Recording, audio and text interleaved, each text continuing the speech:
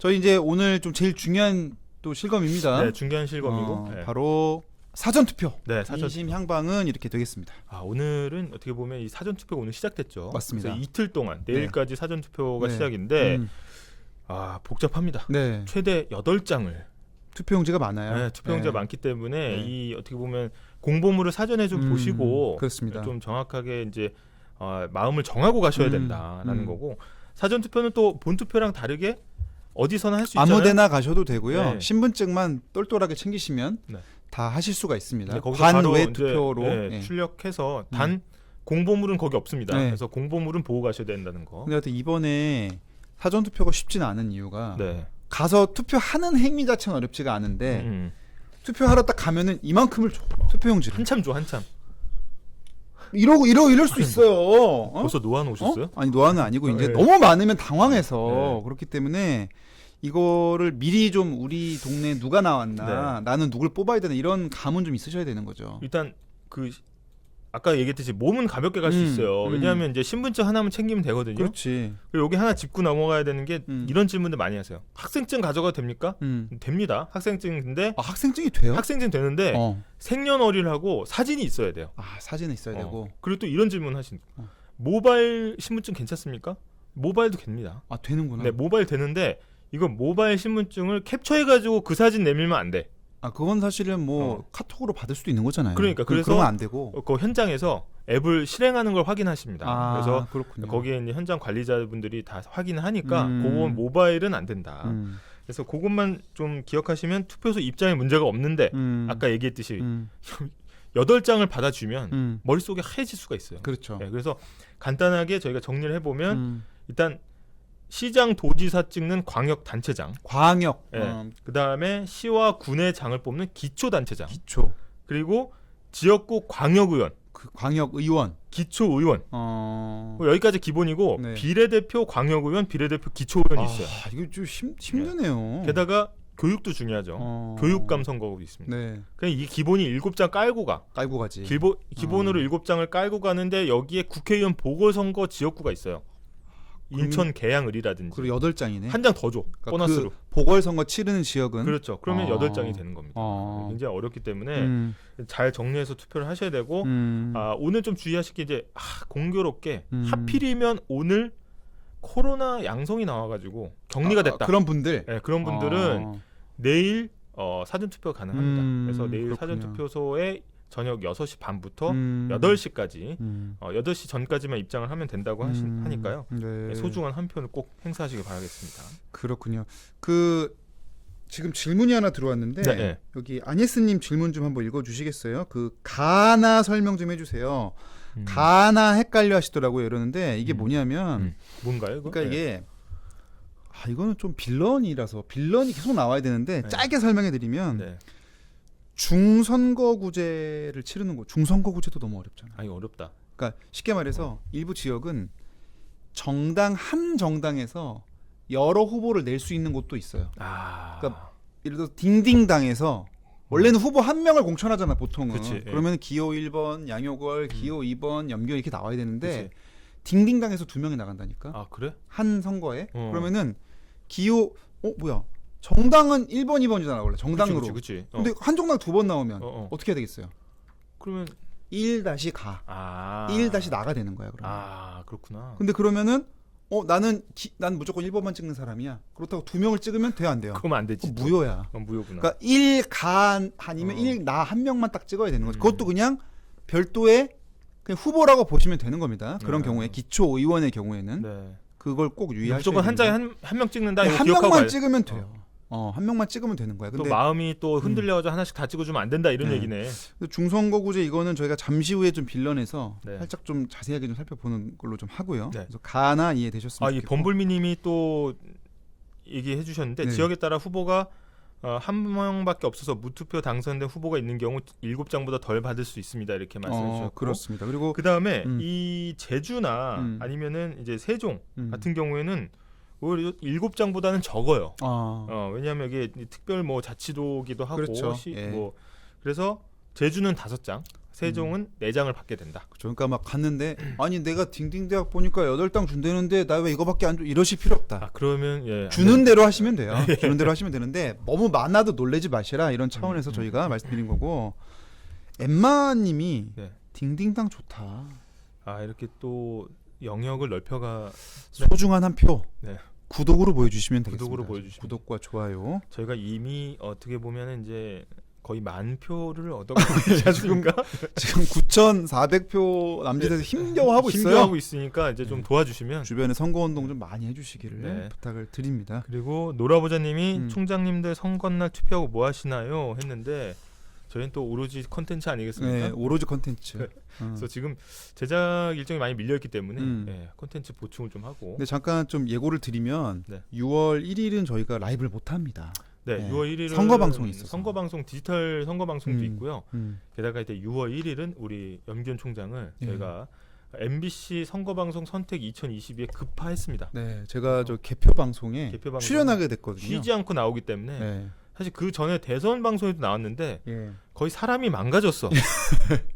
새벽 4시까지 방송을 하는 좀 바람에 힘들었습니다. 네. 그래서 터치 M이라는 코너를 맡아서 네. 개표 방송 진행하게 됐거든요. 네. 그래서 혹시나 이제 집에 오셔서 네. 개표 방송 보실 때는 어디? MBC 선택 MBC 2022에 네.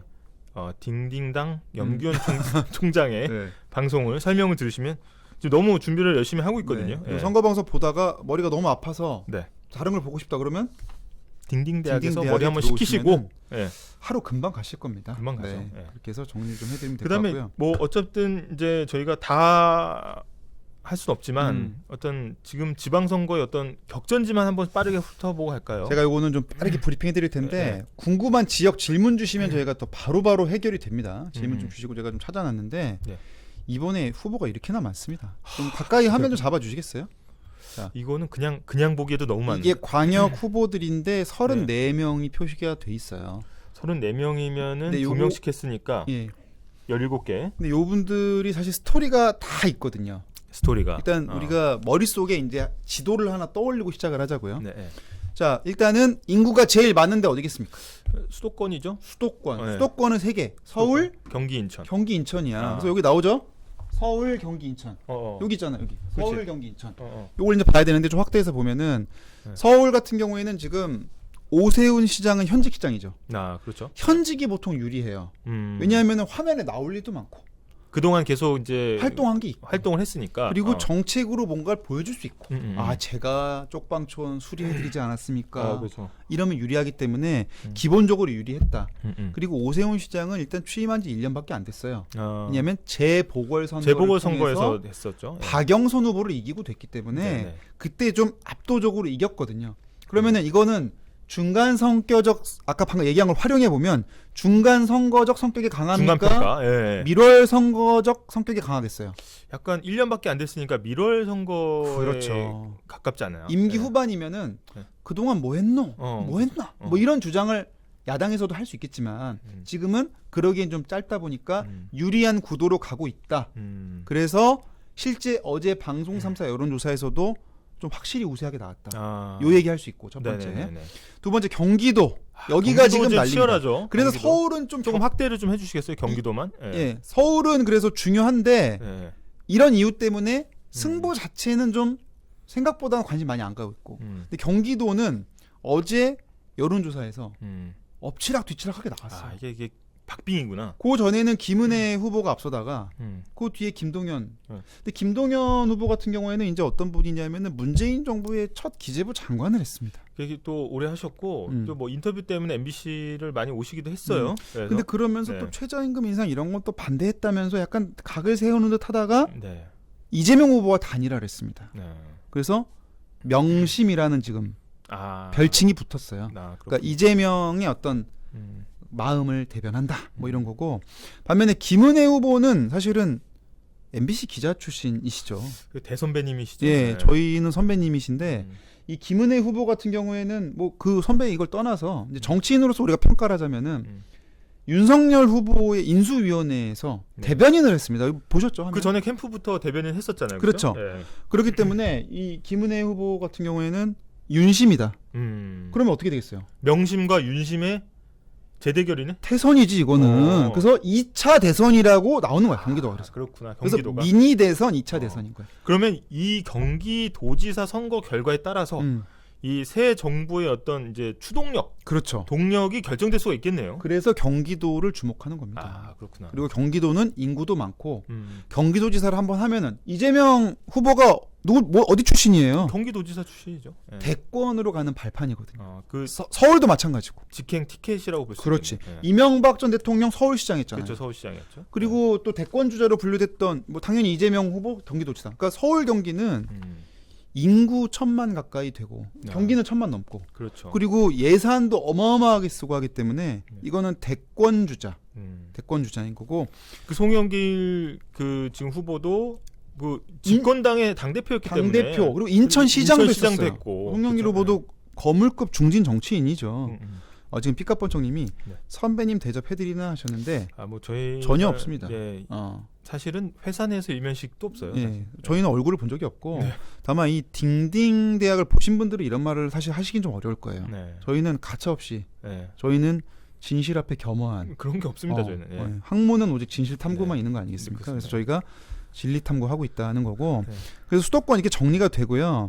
인천은 좀 짧게 보면 이제 박남춘 시장이 현직입니다. 현직이고 또 유정복 시장은 이제 박근혜 전 대통령의 또 측근으로 분류가 됐었기 때문에 또 그런 박근혜 지금 전 대통령이 지금 사면되지 않았습니까? 사면되고 뭐 이제 정치 활동을 재개한다 만다 뭐 지금 관측들이 계속 나오고 있죠. 그런 영향이 어떻게 반영될지 봐야 되는데 두 후보 모두 인천시장을 다 했었어요. 박남춘 시장 현직이고 유정복 뭐 행안부 장관도 있었고 그렇죠. 이미 인천시장도 한번 지냈기 때문에 뭐 그런 대결이 된다고 볼 수 있겠고 사실 그렇다고 뭐 격전지 좀 빠르게 살펴볼까요? 빠르게 봐야 되는데 다 볼 수는 없고요. 확실히 이제 호남 지역은 아무래도 그렇죠. 이제 민주당 쪽에 민주당 우세 지역이고 또 대구 경북 지역은 또 당연히 이제 국민의힘 우세 지역. 국민의 우세 지역인데 대구 경북 지역에 눈여겨볼 게 이제 홍준표 후보. 그렇죠. 사실은 대선까지 나왔던 이 거물급 정치인이 어떻게 보면은 단체장으로 좀 체급을 낮춰서 나왔다 이런 평가가 있는데 제가 이 얘기를 왜 해드리냐면 이번 선거의 트렌드입니다. 이거를 지금 광역뿐만이 아니라 지난 총선 때 민주당이 압승을 거뒀었잖아요. 그렇죠. 180석. 그러다 보니까 어떤 일이 벌어지냐면 낙선한 의원분들이 굉장히 많았을 거 아니에요. 그렇죠. 국민의힘 입장에서는. 그렇죠. 그러니까 그 의원분들이 구청장이 엄청 나옵니다 이번에. 종로구청, 서대문구청 이런 데 보면은 전직 의원들이 대거 출마하거든요. 그래서 어떻게 보면 홍준표 후보도 대권 주자가 대구시장 나왔잖아요. 이런 식으로 이 어떻게 보면 체급을 낮춰서 좀 출마한 지역구들이 꽤 많다. 또 정치인은 또 선거랑 멀어지면 안 되기 때문에 그렇죠. 대선을 제외하고 그 다음 선거에 나온 거네요. 그래서 그런 데를 저희가 지금 다 말씀해드릴 수는 없고 그건 언제 보실 수 있냐면 바로 6월 1일 선거 방송 당일날 제가 좀 설명해드릴 거고. 그러면 이제 빠르게 살펴봤으니까 이 정도로 좀 흐름을 볼 수 있을 것 같습니다. 그래서 하여튼 뭐 이게 툭 찌르면은 다 나오기 때문에 이번 선거 방송이 굉장히 기대가 됩니다.